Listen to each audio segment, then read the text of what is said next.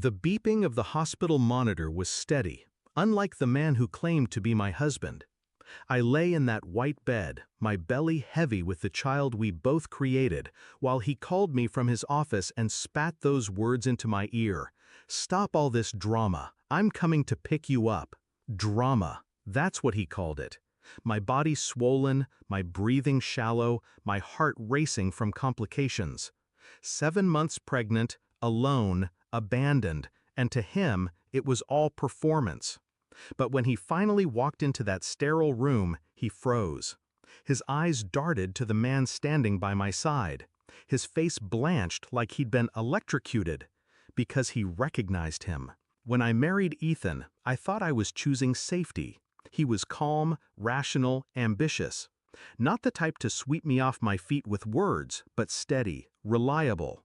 At least that's what I believed. The first few years were quiet. Dinners together, slow mornings, dreams whispered in the dark. I thought I mattered. I thought I was loved. But love, I learned, isn't silence. It isn't absence. When I became pregnant, the cracks widened. He stopped asking about my day, stopped coming home early, stopped touching me at all. I told myself it was stress, that he was adjusting too. But deep down, I knew. I was becoming invisible. The confirmation came in whispers. His phone lighting up at midnight, his excuses too polished, too rehearsed. Then the undeniable, a message left open on his laptop. "Can't wait to see you again tonight. She's so dramatic lately." She? Me? He wasn't just neglecting me. He was mocking me. I didn't scream, I didn't confront. I pressed my hand against my belly and promised my unborn child one thing: we would never beg for love. That night, my silence was sharper than any blade. Instead of mourning, I planned. I gathered evidence, photos, messages, receipts, enough to end him legally, financially, socially. But I didn't rush. I wanted precision, timing, impact. And I had an ally, someone Ethan never thought I'd turn to: my obstetrician.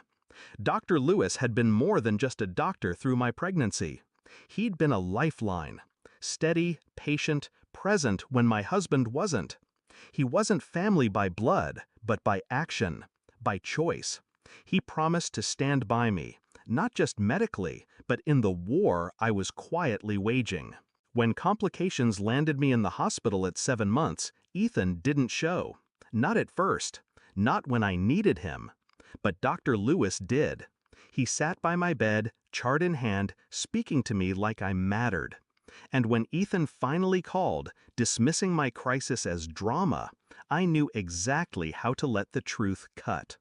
I told Ethan to come, calmly, almost inviting. And I made sure Dr. Lewis was standing right there when he walked in. The door opened. Ethan stepped inside, phone still in his hand, ready to sneer. And then he saw him. Saw Dr. Lewis standing protectively near my bed, one hand resting lightly on the railing, his eyes steady on mine. The recognition hit him instantly. The affair he thought he was hiding, the nights he spent betraying me, it was with a woman Dr. Lewis also knew, his own secretary. The air snapped between us like a live wire. Ethan's face drained, his lips parted, his phone slipping slightly in his grip. I didn't raise my voice. I just said, softly, "This is the man who's been standing by me. Can you say the same?" He opened his mouth, but no sound came out. Because in that moment, he understood. I wasn't alone. I wasn't weak. And I wasn't his to trample anymore. The divorce papers were already in motion. The evidence I'd collected was ironclad. With Dr. Lewis's testimony and the documentation of neglect, Ethan had no ground to stand on. His reputation cracked first, then his finances. And finally, the silence he used to weaponize against me became his own prison. I didn't take him back. I didn't let him grovel. I walked out of that hospital room knowing the child inside me would never have to watch me beg for scraps of affection. Ethan thought I'd be too fragile, too pregnant, too emotional to fight. But betrayal has a way of sharpening you.